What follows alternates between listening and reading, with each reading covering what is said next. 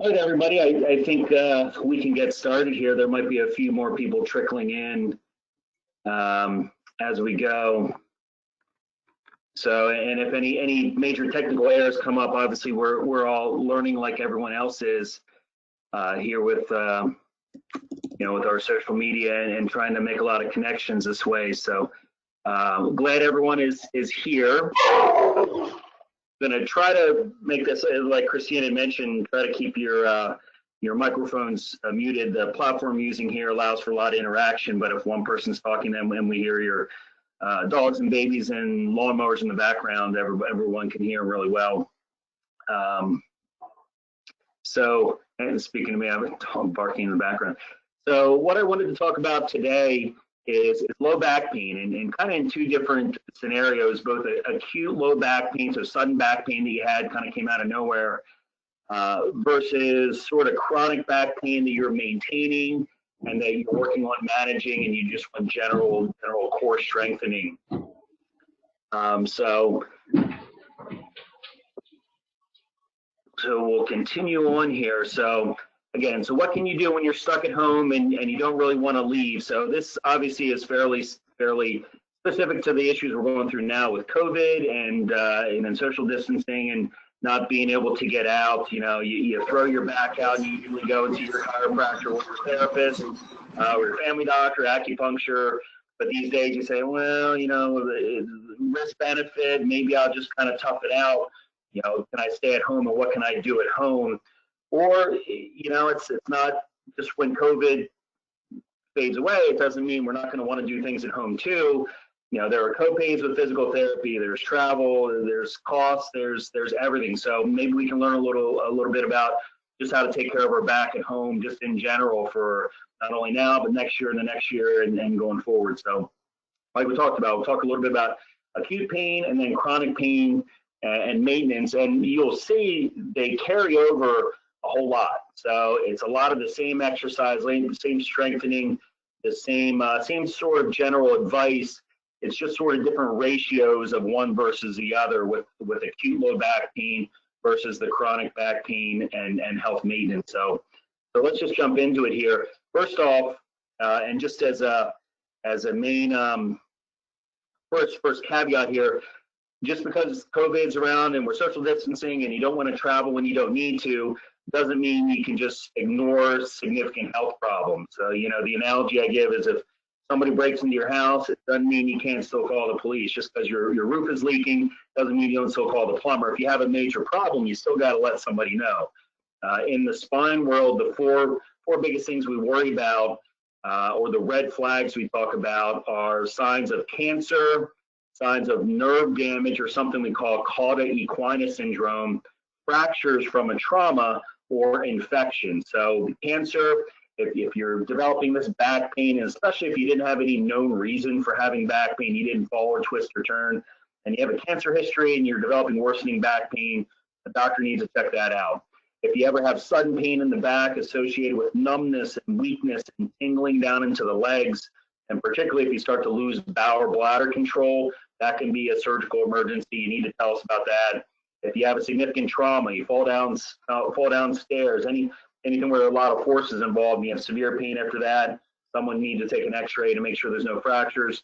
And infection or abscesses. So you have a pneumonia or urinary tract infection, and then a few weeks later, suddenly you develop slowly worsening severe back pain, nerve pain. You have no other reason to have the back pain. We need to rule out an infection that could have spread your spine. So those are the red flags. You have to let us know about those. And in the same sort of vein of thought with maybe non-spinal issues, remember, there are a lot of issues and conditions that come from inside in our belly and our chest and our pelvis that can mimic back pain, that can look like back pain. So again, if you have a good story to have back pain, if you tried to lift up 100 pounds and my back started to hurt and it gets worse, yeah, it doesn't take a genius to figure out that you probably injured your back somehow. But if just out of nowhere you start to develop diffuse back pain, pain in the back, or even pain in the belly, and particularly if you have a history of an abdominal problem like ulcers in your stomach, pancreas problems, kidney problems, history of kidney infections, pyelonephritis, or maybe the most worrisome, an aneurysm, something called a AAA or an abdominal aortic aneurysm. So you saw a doctor a year or two ago and they said, yeah, you have a little aneurysm, but it doesn't look so bad. We'll just kind of monitor it. And you just kind of are going along, and then suddenly you get that pain, and you know you have that aneurysm. You really need to have that checked out, whether it's your family doctor or your cardiologist or vascular doctor. So keep those non-spinal issues in mind too when we think about back pain.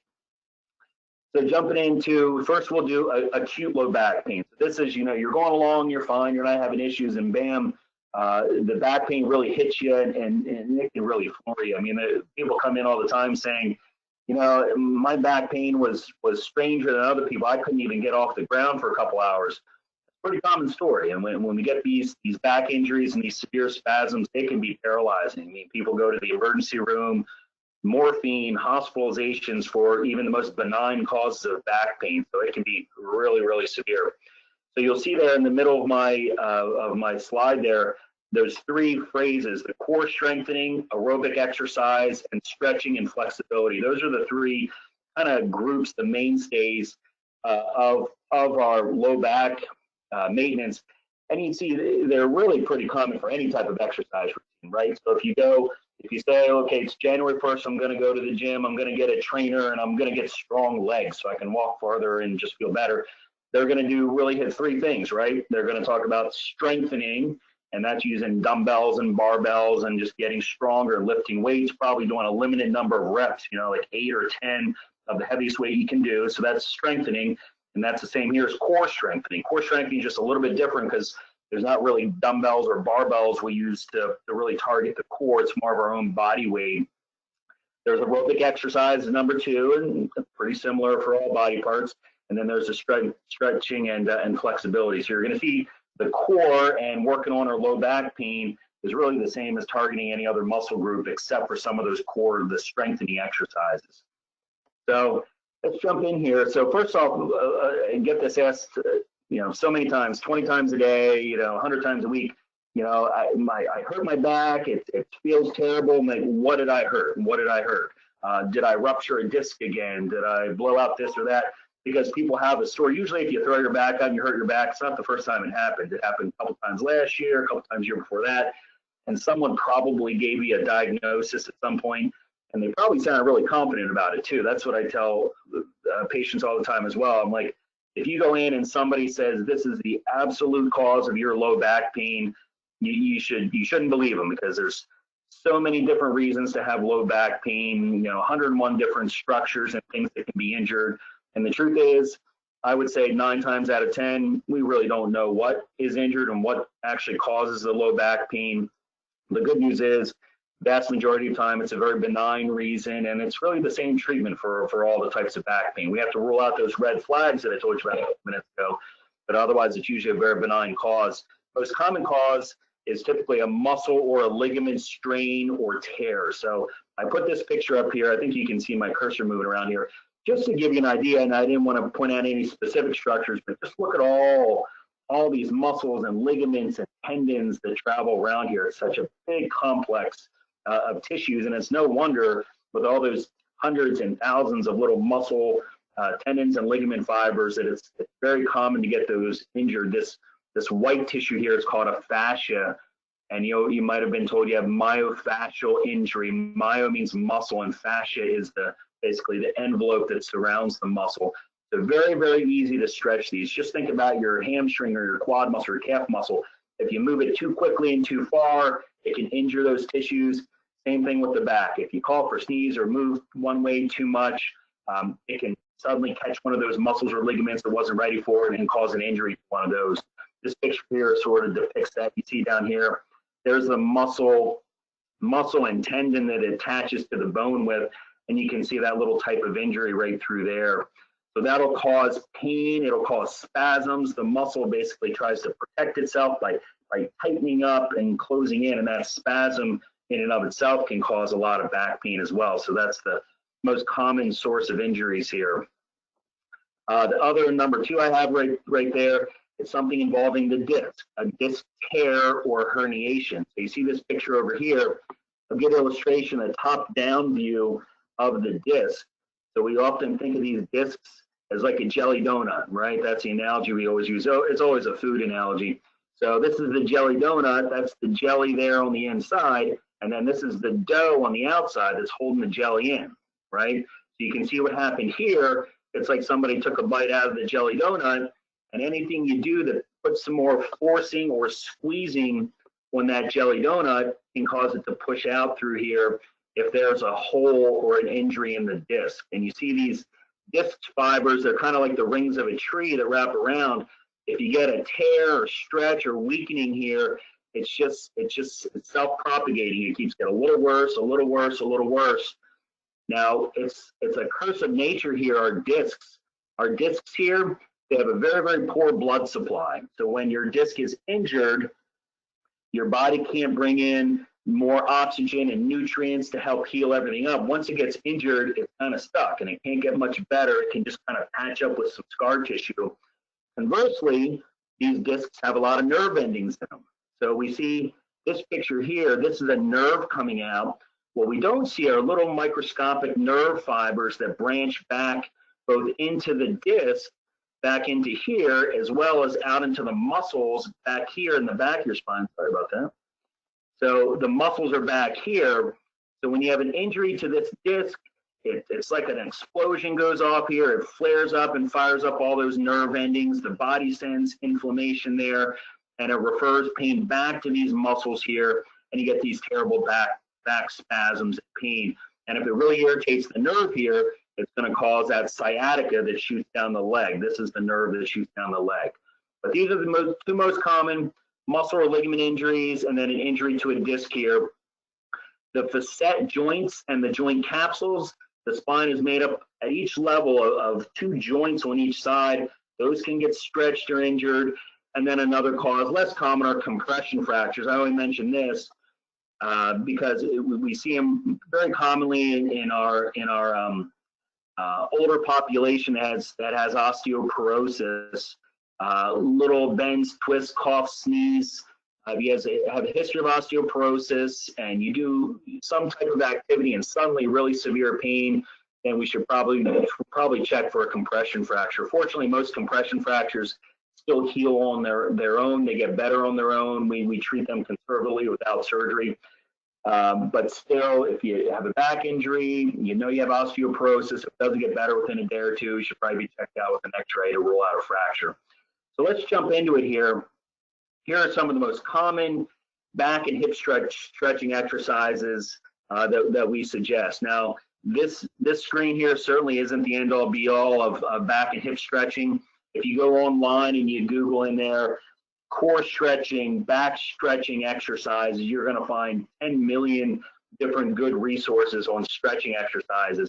And the truth is, there isn't one routine that's best for everybody. You might see a collection of 5, 6, 7 exercises or stretches like this, and you really got to try them out on your own. So you go through them. If you try to do one, you say, wow, that really flares up my knee pain or my hip pain, or I can't get in that position, it hurts this or the other thing. You try the next one, and you find the handful that really suit you. This is where we really can't replace getting a provider's hands on you, like a physical therapist or a chiropractor or athletic trainer that can really, again, take you through those exercises and moves, do a good evaluation, see where you're strong, where you're weak, where you're tight, where you're flexible. So as things clear up here, this is good to start on your own. Again, these are very safe, but in the long term, could be something you really try to get into in with a provider to go over some of these exercises. So you see here's the simplest one. The top row here, you lay down on your back. You don't need any special equipment, maybe something soft on the floor, a mat or a carpet. You lay on the flat on the ground. You keep your low back flat against the ground. Try not to arch your back when you do these. First one is just bringing your knee up towards your chest. You hold these for 15, 20 seconds. Next one is rotating your foot over your knee, stretching those piriformis and hip muscles. And then there's a general hamstring stretch right here. I like this for the hamstring stretch. A lot of people say, well, I stretch my hamstrings, I touch my toes all the time. Well, touching your toes and bending over forward really puts a lot of stress on those discs in the back. So you can see when you lay on your back and bring your leg to your head, instead of bringing your head to your foot, it keeps your spine in nice alignment and achieves the same stretch. So if you want to do a good hamstring stretch, which I recommend you do it lying flat on your back. This doesn't only just stretch your hamstring, it also loosens up that sciatic nerve, keeps that nerve moving. We often hear with carpal tunnel syndrome, we do exercises where you flex your wrists up and down a lot. This does the same thing. It keeps that nerve gliding and moving around. So those are good exercises. And then here are the last two I really want to show you for the stretching. And you see they're kind of polar opposites, right? This is a cobra type of position where you lie flat on the ground and you really push up and extend up to the point where you can't go any farther. You hold it for about 15 or 20 seconds, and then you slowly relax back down to the ground, push up again, hold it for 15, 20 seconds, then slowly relax down. That really gives the back a good hyperextension stretch. And then the opposite, the same number of reps in seconds. Here is a child's pose that we often see in yoga.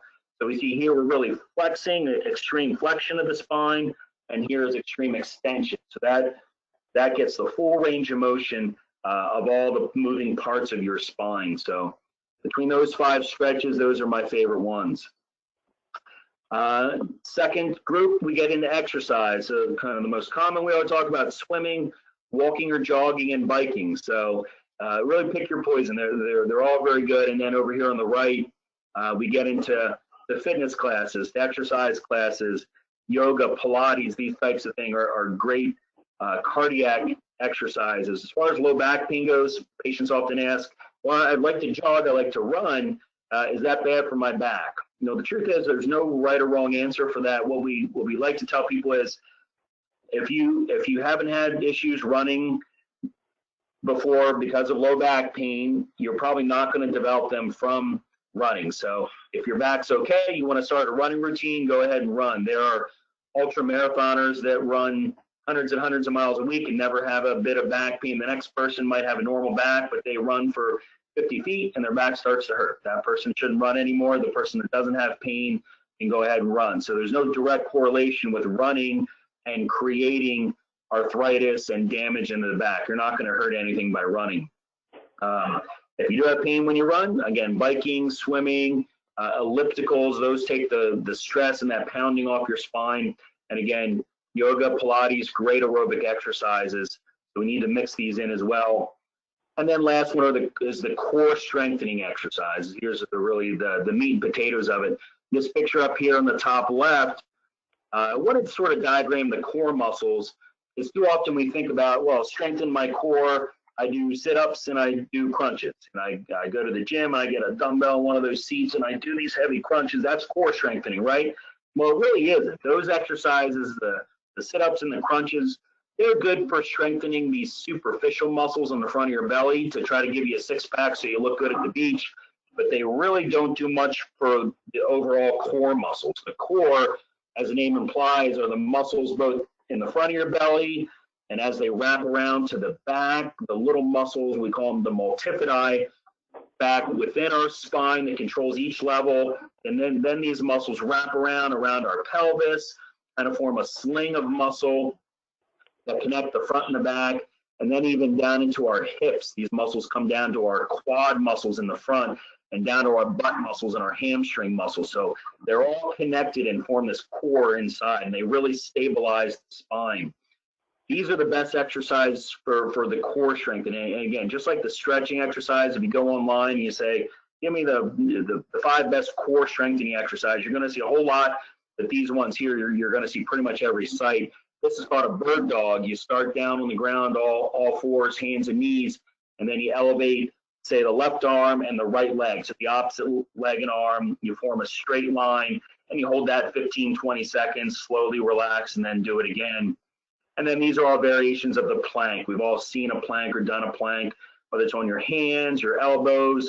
This is even more difficult. It's called a side plank, where you move to your side and you're up on just your foot and your elbow here.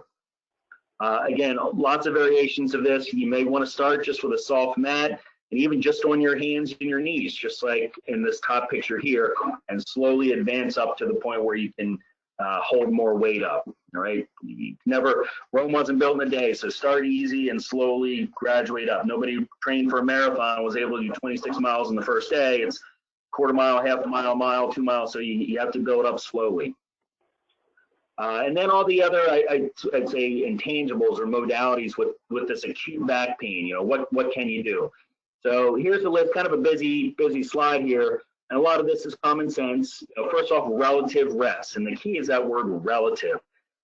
There was a time when we said, well, if you throw your back out or your back hurts, you need to lay in bed for 2 weeks and then you start moving around. Well, we've found out the hard way that really isn't the way to do it. You know, people do worse. They take longer to get better if you totally immobilize yourself. So relative rest means, hey, you back off a little bit, but you don't stay on the couch, you don't stay in bed. You do as much activity as you can, tolerating the pain. So you back off the activity a little bit. Ice versus heat. Again, you know, it's like the common cold or cats and dogs. You know, nobody really knows what the right answer is. I like to tell people if there's an acute injury where you felt the injury, you knew where it came from, you have a spot you can actually push and feel pain.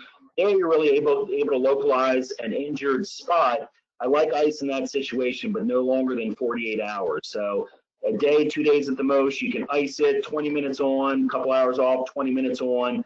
After that, I think heat is the best. So after a day or two, heat to increase the blood flow, to increase the circulation in that area, to relax those muscle spasms. Topicals, you go to a CVS or Walgreens or Rite Aid, there's going to be a whole row of topical painkillers, Salonpas, Biofreeze, Aspercrine, Bengay, Icy Hot, Capsaicin, you know, all those. Again, it's a little trial and error. There's no study that says, wow, this one's best for this one, this one's best for this one. Trial and error, try the ones that work best for you. Bracing, I'm not a big fan of braces because it does the job of your core muscles. It tends to hurt you more in the long run. Now, if you have a little light corset, again, if you go to that Walgreens, that same aisle or the one right next to it, you'll find a little light corset, elastic corset for maybe 20 bucks. Now, if you want to get one of those just to give you a little support, a little heat and proprioception around your back, that's fine. Nothing rigid. You never need to wear anything when you're at rest, in a chair, in the couch, laying in bed. If you're up and moving around, you want to put a light brace on, that's fine. TENS units. There's a picture one there in the middle. You can go on Amazon or other places online and get these for, again, 15, 20 bucks. Some people love them. Some people say they don't do much for them. It tends to increase the circulation in the area. The TENS units are fine to try. And then we get into medications, and some are controversial, some aren't. Of course, with any type of medication, especially like the NSAIDs, the anti-inflammatories, Advil, Motrin, Aleve, those types of medicines, always make sure they don't interfere or conflict with any of your current medicines, especially blood thinners. If you're on a blood thinner like Coumadin or Plavix, Oryxtra, these things, you have to really stay away from the anti-inflammatories. If you can take them, they tend to work best if you can keep them in your system around the clock. So the regimen, I tell people, again, if it's safe to take Motrin or Aleve, you take, say, 600 milligrams of Motrin 3 times a day, morning, afternoon, evening, just around the clock for a week straight, just so the anti-inflammatory effect can really build up in your system. With Aleve, it'd be 2 Aleve twice a day for a week straight. That's how the anti-inflammatory part of those medicines work best, if they stay in your system around the clock. Tylenol safe. Again, Tylenol tends to go to your liver, so if your liver's okay, Tylenol is a good painkiller, but remember, there's no anti-inflammation in Tylenol. It's just a straight, mild painkiller. We have to put patients in these situations on a short course of steroids. There's something called Medrol dose pack. It's a 6-day course. Often helps with that sudden acute pain in the beginning. Muscle relaxants tend to help a lot with these. Muscle relaxers like Flexeril or Tizanidine, a lot of people have used before. It's a little bit of a misnomer because it doesn't actually do anything to your muscles. It all just works up here just to sort of cloud your sensorium a little bit, just to relax things. They tend to help at night if you're having trouble getting to sleep. They can make you a little sleepy. And then the most controversial area are the opiates or the narcotics, Vicodin, Percocet, these types of things. As in any situation, we want to avoid them. The downsides, the long-term risks are way higher than the long-term risks of back pain. Now, in some situations, you have to live, you have to survive those first couple of days to get up and moving. In some cases, a prescription, say for 5 or 10 of these medications is appropriate just to get you out of bed, but nothing beyond that. And then the other things we we often take for granted, but you have an injury like this, try to improve your overall health there. Try to get more sleep. Try to stay more hydrated. Try to eat a little bit healthier, just to help your body heal up. Let's go into the other types of exercise. Again, the general core strengthening and maintenance. Now, this is for the person that says, look, I'm kind of out of shape. You know I need better core strength. I was good a couple years ago. I kind of lost interest. I got sick, went on vacation, whatever. It's important for those folks to work on core strengthening as well. And you're going to see, not to sound like a broken record, it's the same stuff. Core strengthening, the core muscles, the planks, the bird dogs, the side bridges, squats. The same stretch is very important. And again, maintaining that aerobic exercise. You might have noticed the order I went in those exercises. So that's a real key I alluded to before. So the top panel here is really for acute low back pain. So you throw your back out, you're on the couch, you're in tears. How can I get moving? I can get up and move around, go for a walk, take care of my kids. So the ratios, I put these in here sort of like ratios on a scale up to 10. So what's going to be most important for that acute low back pain? The emphasis, 6 out of 10 is really going to be the stretching and flexibility. So you need to stretch those muscles. You need to get them out to length. And then as the pain starts to get better, you can start to incorporate more of the aerobics and the core strength. So the aerobics from day one, it's not zero, right? So you want to be doing some. Even if you throw it back and it's bad pain, you want to try to walk as much as you can, as much as you can tolerate. The stationary bike, if you had a pool, getting in and waiting around the pool. So you want to keep moving around. All studies show that the more we're up and moving early on, the sooner the back pain gets better. And then the core strength, those planks and bird dogs, those kind of tough yoga exercises, you can really back off on those when you have this acute pain. The emphasis should be on stretching and getting some aerobic exercise. And then you see the bottom part. This is more of the balance. The core strengthening is a 4, and then the aerobics and the stretching are 3s and 3. So you really want to balance all 3 of those for your normal general maintenance. And just I'd like to throw this in here too. This is the type of slide that it's probably going to be polarizing. Probably a third of the people watching will say, "Oh, that's wonderful. He says that I do Reiki and meditation every day. This is perfect. This is what keeps me healthy." A third will say, "Oh, God, this is crazy. Why would you even mention this?" And then a third in the middle will probably say, "Well, I'm not opposed to it, and if it would help me, sure." These days we're at home, we don't have a whole lot else to do. Investigating things like this and learning a little bit about mindful meditation and relaxation. Just focusing on the breathing, the Lamaze type of thing. And you can find if you really start to do this and you really start to train that brain-body connection, you can really relieve a lot of pain, both acute pain and chronic pain, and get out of the most severe things and depress that anxiety and even the depression these days, with the restrictions that we have. Everybody's anxious, everybody's depressed, all these things are getting worse. So this is a great way to try to work with these. I always think of it as, if you have back pain, if you say low back pain, when you're being mindful, trying to think about your body, you kind of imagine like your back is it's like steaming. It's like a hot pot that's red and hot. And the mindful relaxation is basically like taking cool water and just kind of sweeping it over and calming everything down. Another way of thinking about it is like your muscles are like melting, they're just relaxing. So this can be very, very useful, not just for back pain, but all aspects of your life.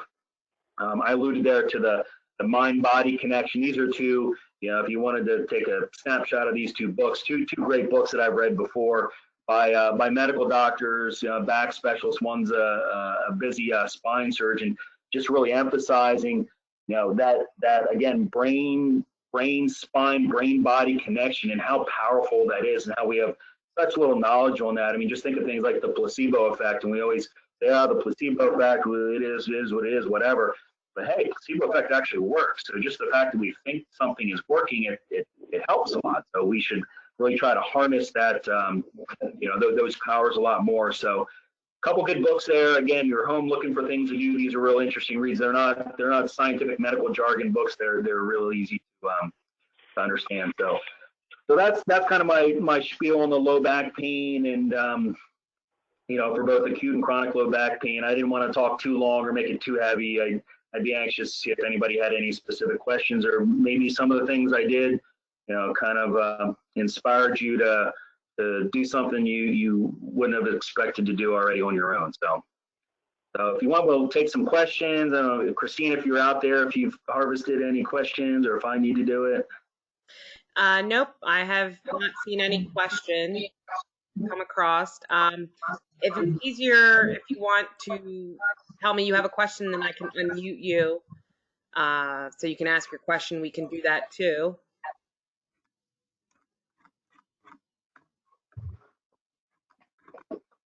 I probably did such a good job that nobody has any questions. Could be. Yeah. I also wanted to just let everybody know that we are also recording this session, and it will be up on our website by the end of the week if you guys wanted to go back and reference anything.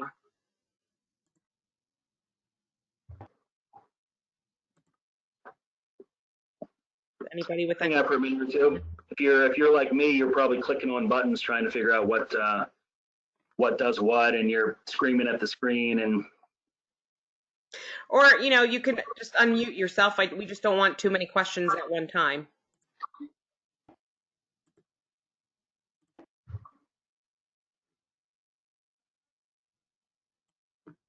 Anybody?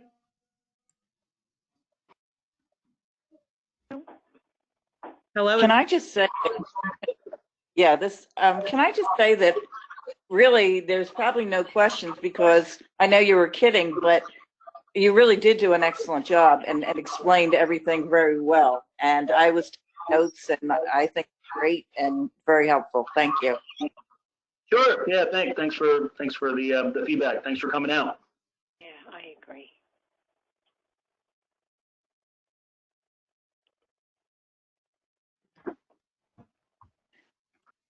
The other reason people may not know how to ask a question is because it took me a while to figure out how to talk.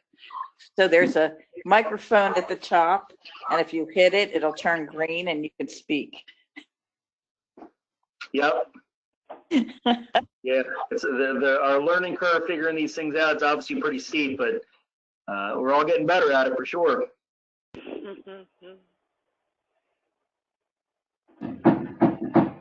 I'd like to say that I think this was very good as well, and that's probably why I don't have any questions.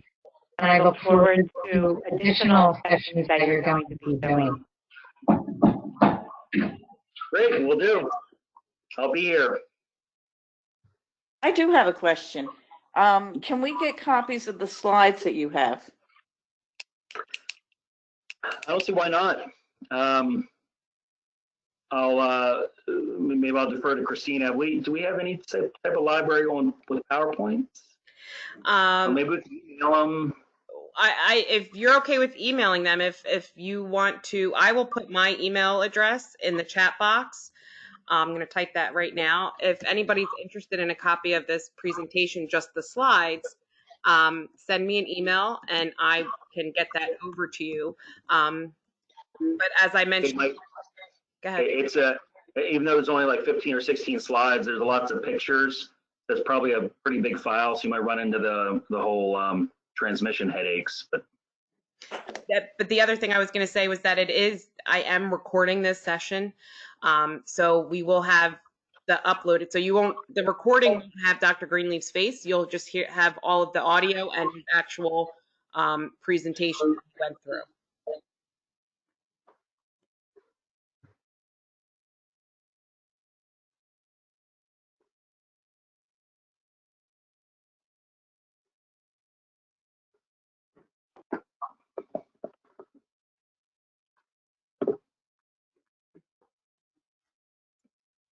Did everybody get my email address in the chat box? I think I see a question over here. I have a question about severe spinal stenosis. Okay, that was, I guess, just sent to you. Yeah, I think it was just sent to me. Yeah, I mean, it's a good question. Severe spinal stenosis. Spinal stenosis, again, and it makes a difference in different parts of the spine. severe spinal stenosis in the cervical spine up around the neck, that's a big deal because that can cause paralysis and weakness everywhere, and we tend to not be able to play with that very long. Severe spinal stenosis in the lower back, which is much more common, even though you have the word severe there, rarely is it a emergency unless one of those red flags you talked about before. You start to develop foot drops where you can't lift your feet anymore, loss of bowel and bladder control, progressive weakness in the legs.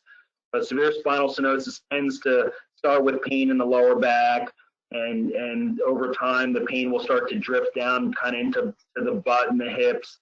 When you stand and walk, you can't walk as far. You tend to start to hunch over. We call it the shopping cart sign. You like to go shopping so you can get on that cart and hunch over. Let me take my PowerPoint off. You can do this. So,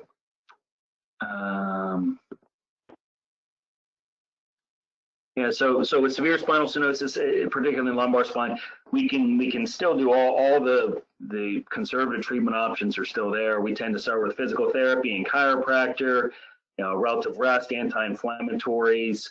If those don't work, the next step in invasiveness is usually trying the epidural injections, those cortisone injections, which they don't relieve the stenosis or the narrowing where the nerves are, but it can calm down the inflammation and swelling around the nerve roots.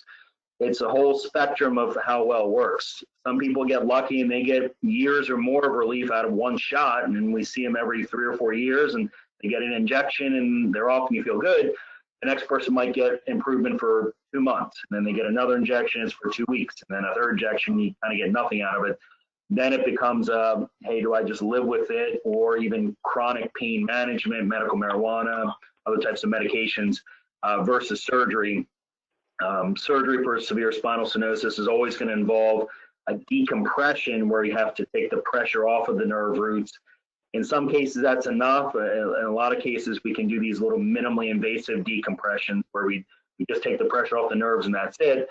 In other cases, if there's elements of instability in the spine where the vertebrae are shifting on themselves, sometimes we need to do fusions with screws and rods to stabilize the spine, but that all depends on your x-rays and MRIs and where you have pain. There's not a kind of one size fits all with that.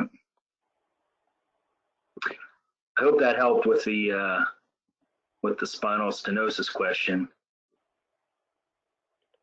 And if you can't take pain medication after surgery, what can be done? Yeah, again, great question. I assume you can't take pain medicine because either you have a reaction to it or you can't tolerate it or it makes you nauseous. Again, start from kind of the most unusual and working backward, that mindful meditation, the relaxation, the just feeling the pain kind of calm down and wash away. As you get better at that, that can help a lot with the back pain. Heat, topicals, again, gentle stretching. I don't know what surgery was done, but if you have a fusion, then you want to be careful with the range of motion. You don't want to be flexing a lot, but if you haven't had a fusion, again, stretching to loosen up those tight muscles can help significantly. Acupuncture, there are acupuncturists around that really kind of hang their hat on post-surgery pain, or what we call failed back syndrome, where they do these deep injections, these deep stimulations that can help with a lot of the deep back pain. So there are options out there, and even from a pain management perspective, just because someone said, oh, here's a Vicodin, here's a Percocet, and it makes you sick, you can't just throw up your hands and say, well, there's no medicine to help with my back pain. There are other options. Sometimes pain management groups are more knowledgeable about some of the non-narcotic painkillers, but there are a lot of options out there. And again, I think a moment or two ago, I alluded to the medical marijuana, how that's becoming a little bit more prevalent. Again, still not something your family doctor can just say, hey, here you go. But I think in years to come, it's going to be a better pain management option.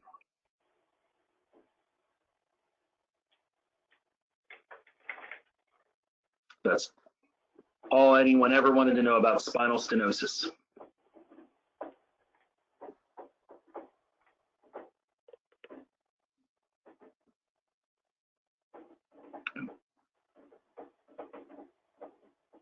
Anyone else out there?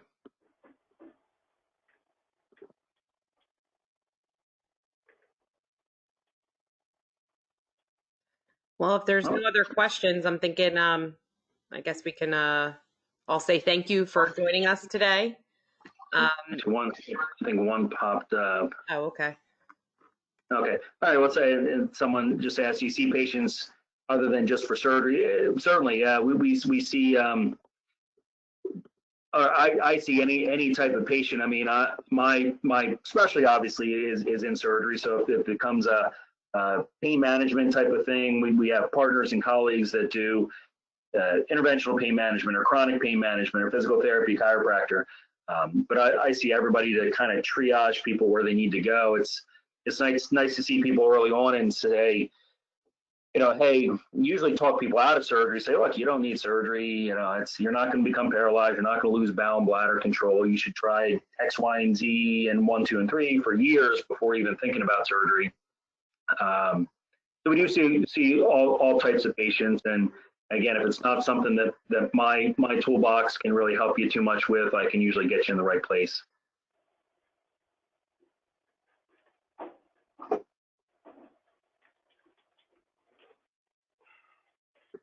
So I think that's it. And yeah, Christina she'll close us out. But again, everyone still out there, stay safe, and thank you for your patience. It's tough, but we'll all get through this together. So we'll see you soon.